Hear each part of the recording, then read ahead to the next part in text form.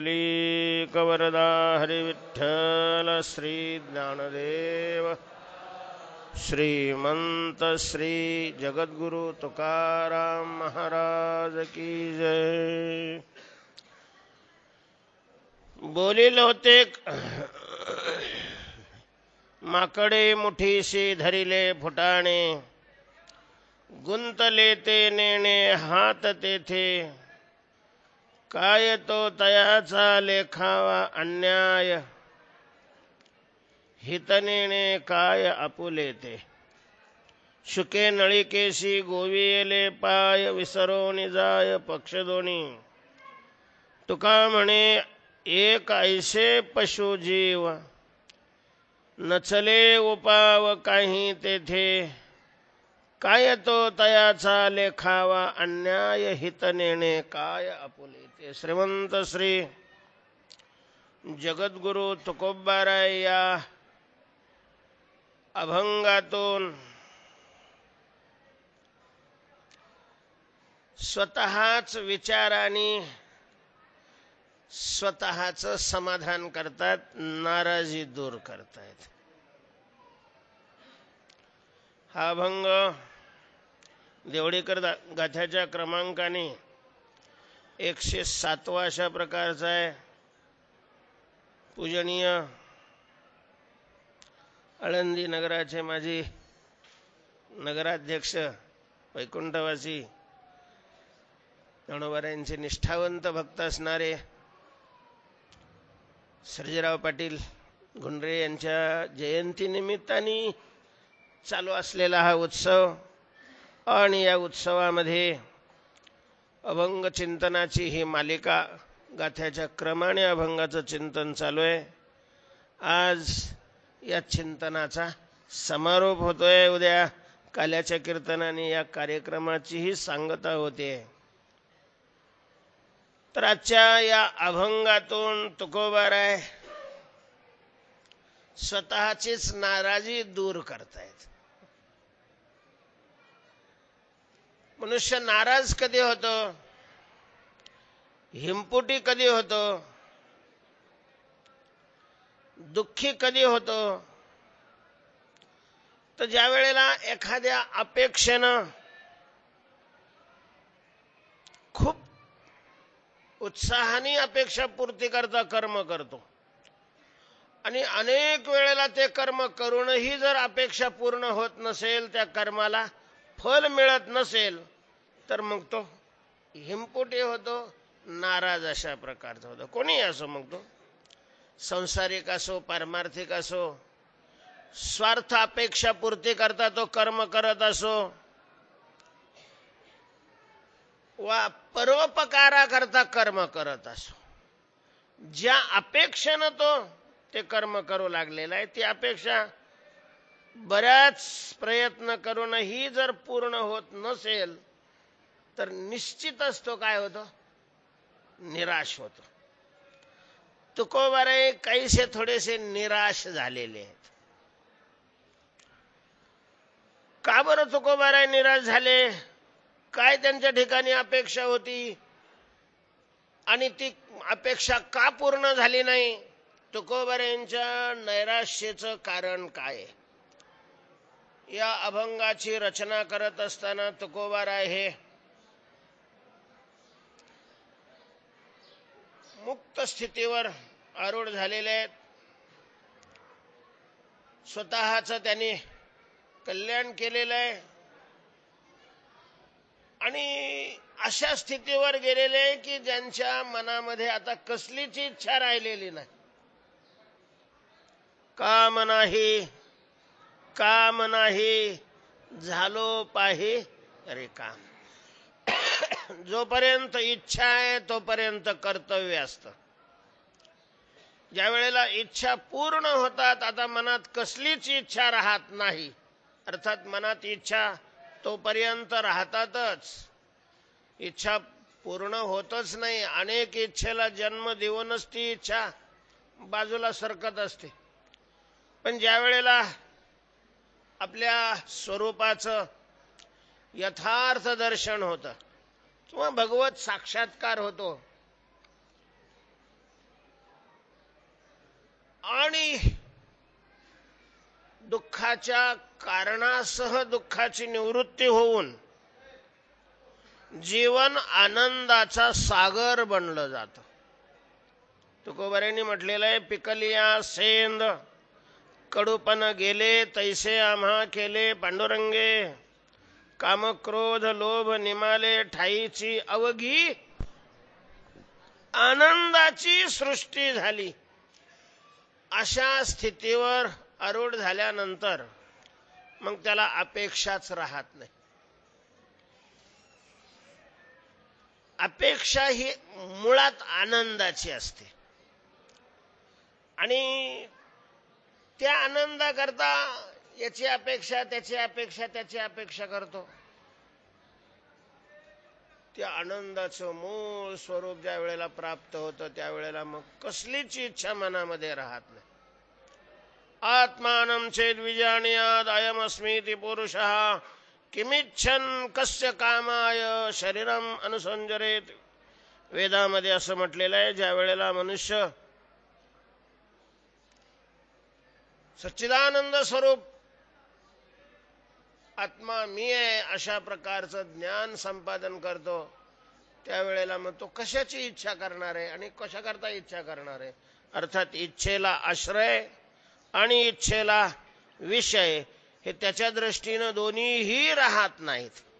अशा अवस्थेवर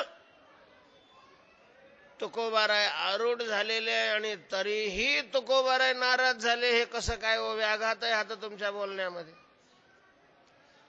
आता इच्छाच नाही राहिली तर इच्छा पूर्ण झाली नाही म्हणून नाराज व्हायचं काय कारण आहे. तर याचं उत्तर असं आहे की संतांना स्वतः करता कसलीच इच्छा राहिलेली नसते. इच्छेच्या ते पलीकडे गेलेले असतात. खुंटलिया धावा तृष्णेच्या, तृष्णेच्या धावा खुंटलिया. इच्छातीत त्यांचं जीवन झालेलं असतं, हे खरं आहे. पण ज्या वेळेला ते संत या भूमिकेवर आरूढ होतात, म्हणजे मुक्त झाल्यानंतर इच्छा राहत नाही, पण मुक्त झाल्यानंतरही जगाविषयीची दया त्यांच्या अंतःकरणामध्ये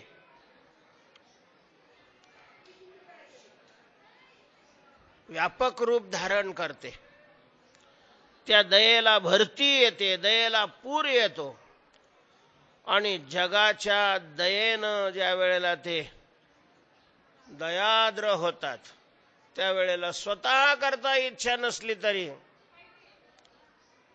जगाकरता त्यांना इच्छा असते. आणि म्हणून ज्ञानोबाराय असून सुद्धा निवृत्तीनाथाकडे मागणी केलेली आहे. आता ज्ञानानंतर काय मागणीचा संबंध आहे. मागणी तर इच्छा असल्यानंतरच केली जाते ना, आणि ज्ञान झाल्यानंतर इच्छा राहत नाही. तरीही ज्ञानोबारायांनी ज्ञानेश्वरीची रचना केल्यानंतर मागणी केलेली आहे, म्हणजे ज्ञानोबारायांच्या ठिकाणी सुद्धा इच्छा होती हा त्याचा अर्थ आहे. पण ती त्यांच्या स्वतः करता इच्छा नव्हती. मागणी ही स्वतः करता केली नाही, जी मागणी केली ती जगाकरता मागणी केलेली आहे. किंबहुना सर्व सुखी पूर्ण हो नितीही लोकी.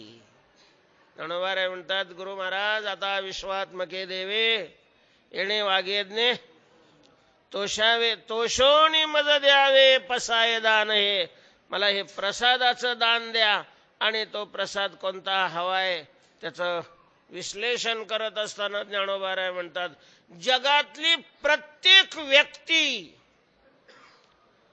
मानवच नाही यच्च यावत जीव मात्र, पशु असो पक्षी असो कृमी असो कीटक असो, कोणत्याही देशातला असो कोणत्याही धर्मातला असो नाहीतर अधर्मातला असो, कोणीही असो, किंबहुना सर्व सुखी यच्च यावत जीव मात्र, सुखाच्या बाबतीत परिपूर्ण व्हावेत. पूर्ण होवनी त्रैलोक्य. पैसे कमी असले त्याच्याकडे काही हरकत नाही. मी पैशाकरता तुम्हाला विनंती नाही करत की सगळे पैसे संपन्न व्हावे म्हणून. सगळ्या शेतकऱ्याच्या नावावर 15 लाख रुपये टाका असे मी नाही तुम्हाला विनंती करत, कारण पैसे असलेले सुखी असतात हे मला मान्यच नाहीये. डोंगरासारखे ज्यांनी पैसे कमवलेले तेही माणसं हळहळतात, रडतात, अत्यंत क्षुब्ध चित्त असतात, विचलित असतात आणि चित्त ज्याचं चंचल आहे तिथं सुखाचा संबंध नाहीये. कोणाच्या प्रारब्धातही मी हस्तक्षेप करत नाही. फक्त सुखाच्या बाबतीत सगळे काय असावे, परिपूर्ण असावे अशी माझी मागणी आहे. अर्थात ही मागणी लोका करतायत आणि लोका करता का मागणी करतात, ते संत आहेत म्हणून. संतांचं जीवनच मुळात लोका करता असतं. महाराज जगदोद्धारा लागी धरिला अवतार, जगाचा उद्धार करण्याकरता या ठिकाणी ते अवतीर्ण आले. आणि मग जगत दुःख भोगतंय हे त्यांना पाहवलं जात नाही. त्यामुळं जगातल्या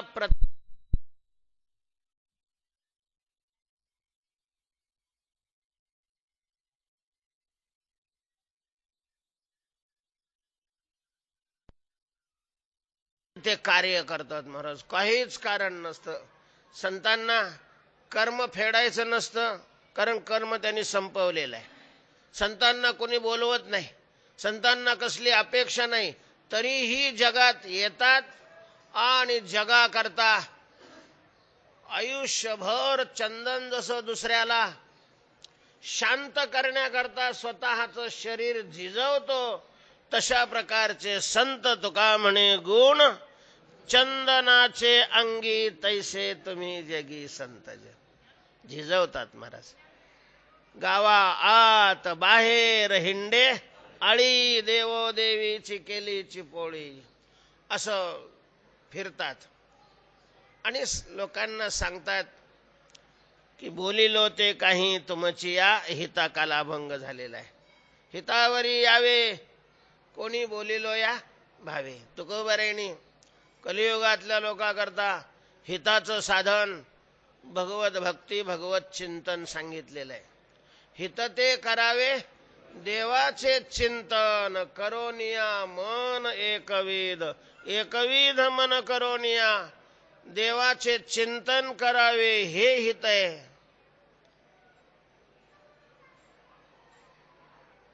हिताकरता साधन सांगितलं, सोपं करून सांगितलं. त्या साधनाला आवश्यक असणारे, उपयोगी असणारे, सहकार्य असणारी दुसरी साधनं सांगितली. त्या साधनाचा प्रतिबंध करणारे त्याचंही ज्ञान करून दिलं. अर्थात पूर्ण अंगाने या साधनाचं निरूपण तुकोबारायणी परोपरीने लोकांपर्यंत केलं. लोकही तुकाराम महाराजाकडे येत होते. महाराज खूप समाज तुकोबारायांचा ऐकायला यायचा, अपार समाज यायचा, तुकोबारायांच्या पायाही पडायचा, तुकोबारायांना खूप मानायचा, मानत होता, येत होता, ऐकत होता, पण करत कुणीच नव्हतं.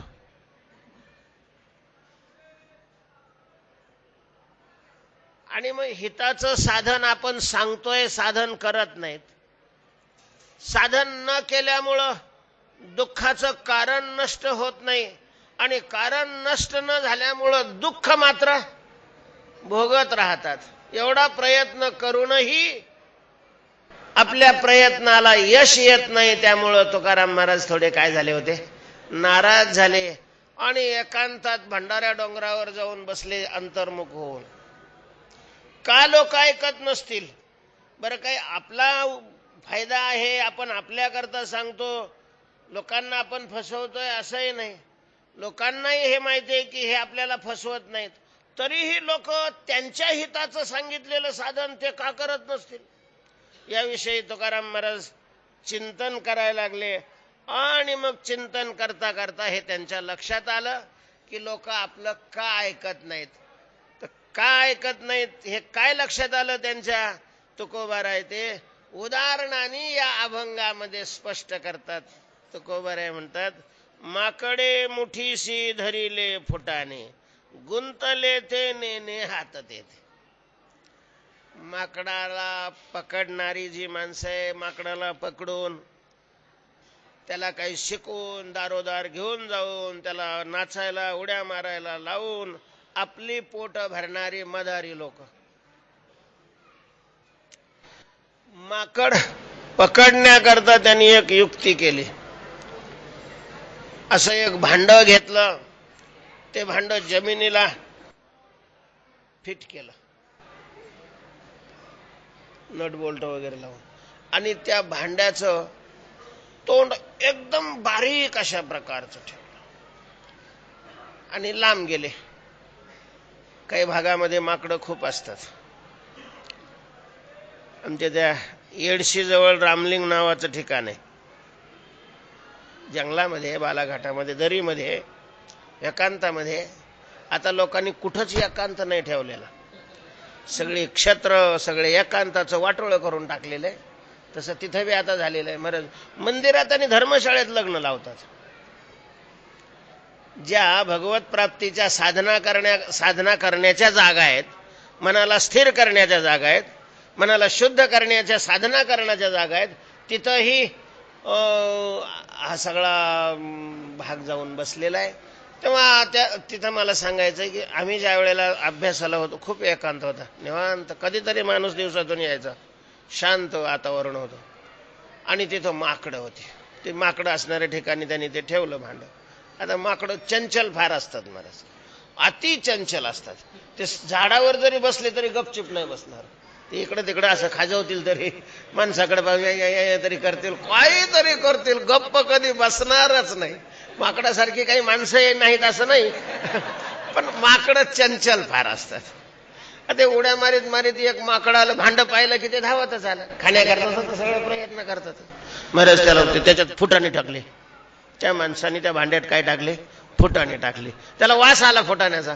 ते फुटाणे आत पाहिलं, कोणी नाहीये आपल्याला प्रतिरोध करण्याकरता. पाहिल्यानंतर खूप खुश झालं. त्याला प्रमाण होतं की नाही माहिती नाही, पण असा आनंद व्यक्त केला, धन्य आजी दीन.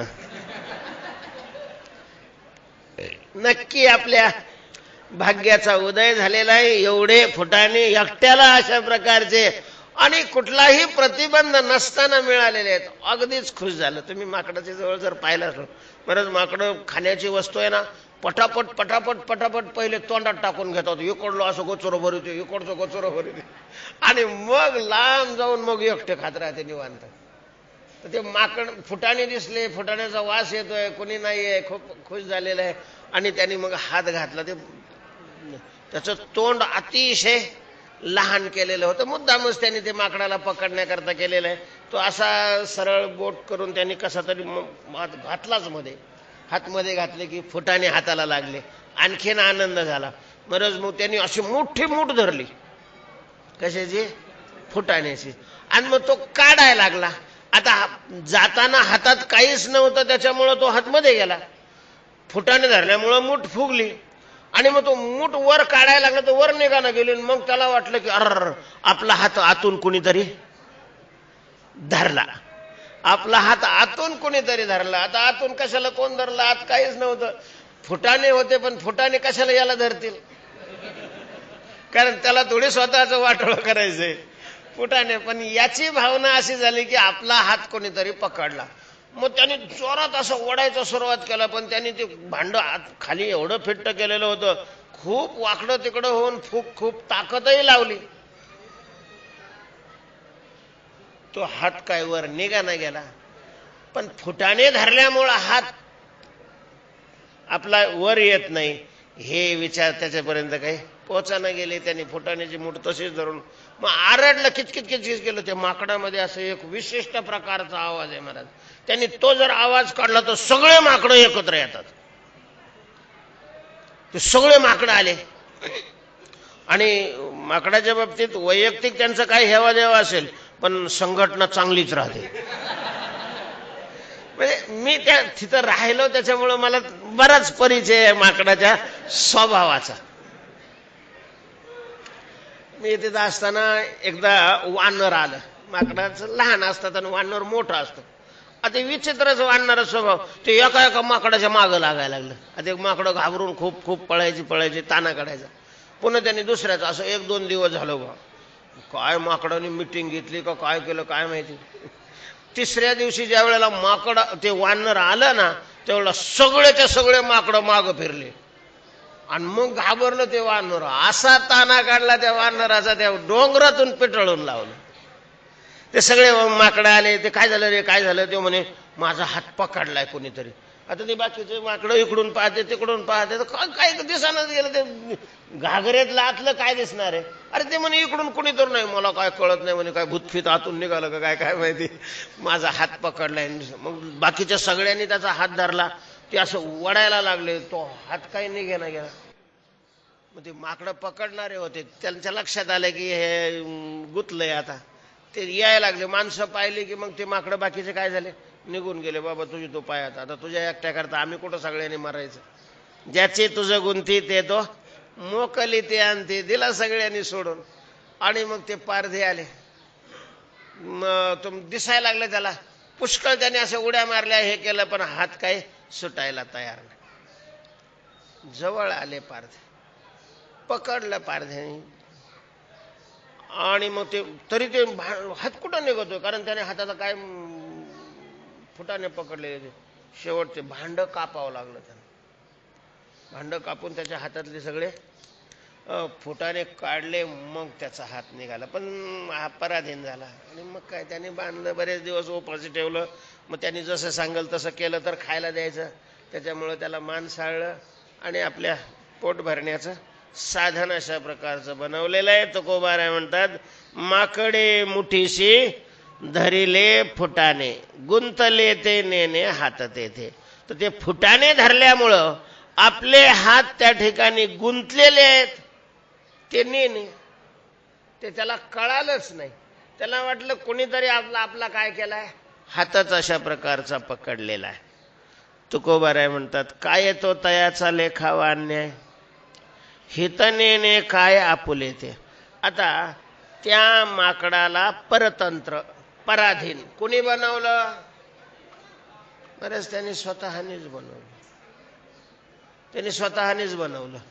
पण आता पशु आहे तो, त्यांनी अन्याय केला म्हणावा का त्याच्यावर रागावं का काय करावं, काय करणार आहे. का त्याला त्याचं स्वतःचं हितच जर कळत नसेल तर काय करणार आहे, दुसरा मनुष्य तरी काय करणार आहे. बरं, माकडाच्याच बाबतीत असं दिसतंय असं नाही ना. आपण पाहतो ना, पुन्हा आत्महत्या सुरू झाल्या. लोक आत्महत्या करतात. कशामुळं करतात, नापीक झाली, कुणाचं कर्ज काढलेलं आहे, पुरीचं लग्न जमत नाही, अमकं होत नाही, तमकं होत नाही, म्हणून काय करतात. मला सांगा, आत्महत्या केल्यावर पीक येतं का, पिकत नाही. म्हणून जर आत्महत्या करत असेल तर आत्महत्या केल्यावर पिकलं जातं का, लय पिकलं याच्या शेतामध्ये, का तर त्याच्या बापानं आत्महत्या केली म्हणून पिकलं. असं कधी झालंय, पुरीचं जमतं नाही. ज्या कारणामुळं माणसं आत्महत्येचा मार्ग निवडतात, तर आत्महत्येमुळं त्याच्यापैकी कुठलं अशा प्रकारचं काम पूर्ण होत आहे. आणि हे सांगण्याकरता काही प्रवचन असलं पाहिजे का. ठीक आहे, आता ते दुःख त्याला सहन होत नाही तर व्हायचं मोकळं. मेल्यानंतर तो काही घरी करू शकतो का, नाही. तसं सोडून दिला ना, आला आळंदीला, गेला हिमालयामध्ये दुसरीकडं. आपण सगळ्याकरता मेलो अशा प्रकारचं मानलं तर काही अडचण आहे का त्याला. पण तसं बी नाही करू शकत. ते माकडे मुठीशी धरली फुटाने, त्यांनी त्याची बायको, त्याची पोरगी, त्याची पोरं, त्याची जमीन, या सगळ्या संसाराला मनाच्या मुठीने काय केलेलं असतं, पकडलेलं असतं. आणि त्याच्यामुळं त्याला सोडूही देत नाही. आत्महत्या करेल, फाशी घेईल तर घरातल्याच आपल्याच शेतातल्या झाडाला घेईल, नाही तर घरात घेईल. तुकोबाराय म्हणतात, काय करणार, कारण आपलं हित कशामध्ये आहे, हिताचं स्वरूप काय आहे, हिताचं साधन काय आहे, हे जर त्याला कळतच नाही. काय नाही, बरेच लोक कीर्तनाला येत असले, प्रवचनाला येत असले, वा प्रवचन करणारे कीर्तन करणारे बी असले, तरी संतांच्या शब्दाचे फक्त अनुवादच केले जातात, आत कुठं पाझरलं जाते. नेहमी गोष्ट सांगत असतो, एका ठिकाणी सप्ताह चालू होता. एक वेदांती बुवा, चांगले विद्वान, त्यांना त्यांनी निमंत्रित केलं. तेही गेलेले आहेत. लोक ऐकायची आवडीची माणसं आहे. वक्ता प्रसन्न होतो श्रोत्यावरच. वक्ता तो वक्ताची नव्हे श्रोते विन. श्रोते जर चांगले नसले तर मग वक्ता मेल्यासारखा होऊन जातो. एखाद्या वक्त्याला नर्वस करायचं असेल तर त्याला बोलायचं काही नाही, फक्त त्याच्या पुढं असे म्हातारे नेऊन ठेवायचे की ज्याला ऐकायला येत नाही किंवा ज्याला याच्यातला काही रस नाही. विनोद केला तर हसत नाही, एखादा गंभीर विषय सांगितला तर गंभीर होत नाही, कारुण्याचं हे सांगितलं तर त्याच्या डोळ्याला पाणी येत नाही. अशा प्रकारचे मडे नेऊन बसले ना तर 2 तासाचा कार्यक्रम असला तर तो 1 तासात त्यांनी नाही आटोपला तर माझ्याकडून काही घ्या. कधी कधी महाराज असे खेडेगावात आम्हाला प्रसंग येतात, असे काही म्हातारी लोक पुढं बसा पाटलाच राहतं, त्याच्याकडून काही पैसे गावातल्यानी घेतलेले असतात. ते ह्या लायकीचं नसतं, त्याला काय करतात ते पुढं येऊन बसते. ते पुढं आलं की सुरुवातीलाच त्याचं काय कीर्तनाकडलं असं वाटतं याला उचलावं आणि मंदिराच्या वावऱ्याच्या बाहेर फेकून द्यावं त्याला. वक्ता हा श्रोत्याच्या अवधानाच्या पेट्रोलवर त्याची गाडी पळत असते. आता काय करणार, त्याला चांगली आवडीची माणसं आहे व कीर्तनाच्या म्हणून त्यांनी वेदांताचा अभंग घेतला. रज्जू सर्पाकार भासयले जगडंबर. हे सगळं जग जसा दोरीच्या अज्ञानामुळे दोरीवर साप बसावा तसं परमात्म स्वरूपाच्या अज्ञानामुळे परमात्म स्वरूपावर हे जग काय झालेलं आहे, भासलेलं आहे. आणि मग इतके सुंदर विवेचन केलं. सांख्याच्या विषयी काय म्हणतात, नैयायिकाचं मत काय आहे, बौद्धाचं मत काय आहे, सत्ख्यातीवाद्याचं मत काय आहे, अख्यातीवाद्याचं मत, सगळ्या सुंदर अगदी मंत्रमुग्ध करून सोडलं. संध्याकाळी मुक्काम करायचा. एका माणसाने आपल्याकडे सेवा घेतली त्यांची. चांगलं घर बांधलेलं, स्वतंत्र खोली होती, अटॅच होती, घरच्याचा काही संबंध नव्हता. ठीक आहे, काही हरकत नाही. गादी टाकलेली, पलंग. त्याने आला, कपडे वगैरे काढले. म्हटले संध्याकाळी मी काही जेवत नाही, जेवण नको आहे. ठीक आहे महाराज म्हटले, दूध घ्या. बरं म्हटलं आणि गादीवर बसला. पाहिलं गादी आहे, पांघरायला आहे, सगळं काय आहे, पण उशाला ठेवायचं त्यांच्याकडून विसरलं. उशालाच काही नव्हतं महाराज. मग कपडे काढल्यानंतर टेकायचं तर उशाला काही नाही म्हणून सहज त्याने म्हटलं, बाई उशाला काहीच नाही का? काय म्हणला तो? उशाला काहीच नाही का महाराज? शेगडीवर त्या बाईने दूध तापायला ठेवलेलं होतं, फुल शेगडी केलेली होती, दूध असं उतू यायला आलेलं, पण उशाला काहीच नाही का हे शब्द तिच्या कानावर पडल्यावर तिनं शेगडी विजविली नाही. याच्यात आश्चर्य नाही, ते कमी सुद्धा केली नाही, धावतच आली, पाया पडले. नाही हो महाराज, 6 वर्ष झाले लग्न होऊन, पण तिला काहीच नाही झालं अजून. मस्त डॉक्टर केले, दार पुजली, देवरशी पाहिले, पण काहीच होईना गेलंय. महाराज तुम्ही तरी काही सांगा ना, देवाला कृपा करा ना, तिला काहीतरी होऊ दे. आणि मग यांच्या लक्षात आलं की हिच्या पोरीचं नाव उषा आहे आणि तिला काही पोरग झालेलं नाही. हा म्हणत होता की डोक्याखाली घ्यायच्या उशाला काही आहे का, आणि तो उशाला काही नाही का. आणि मग त्याला आठवलं की किती मूर्ख आहे मी, यांना सांगितलं की रज्जू सर्पाकार भासयले जगड. कायचं खरंय काय म्हणत. एका ठिकाणी म्हटलंय तो कोबारायने, क्या गाऊ कोई सुनने वाला, देखे तो सब जग ही भुला. सगळे पैसा, मान, सत्ता, प्रतिष्ठा यांच्याच माग पळायला लागलेले आहेत. कोणाला देवाची आवश्यकता आहे आणि गरज आहे, आणि कोणाला सांगू मी. हित नेणे, हिताला समजूनच घेत नाही माणसं. जो चित्तामध्ये पूर्वग्रह झालेला आहे, चित्तामध्ये ज्या मान्यता बसलेल्या आहेत हिताच्या स्वरूपाविषयीच्या, हिताच्या साधनाविषयीच्या, त्या मान्यता संतांच्या सानिध्यामध्ये येऊनही, संतांचे विचार ऐकूनही त्या बाजूला करायला समाज तयार नाही. काय करणार आपण? काय करणार आहे कोणतरी? तुकोबाराय म्हणतात, हित नेणे काय आपुले ते, आपुले हित काय ते नेणे. हिताचं स्वरूप काय आहे, कशात हित आहे हे समजतच नाही, समजूनही घेत नाही. आपली मान्यता सोडायलाच तयार नाहीये. सगळ्यांची स्थिती त्या माकडासारखी. किंवा आणखीन एक दृष्टांत दिलेला आहे, शुके नळी केसी गोविले पाय, विसरो निजाय पक्ष दोन्ही.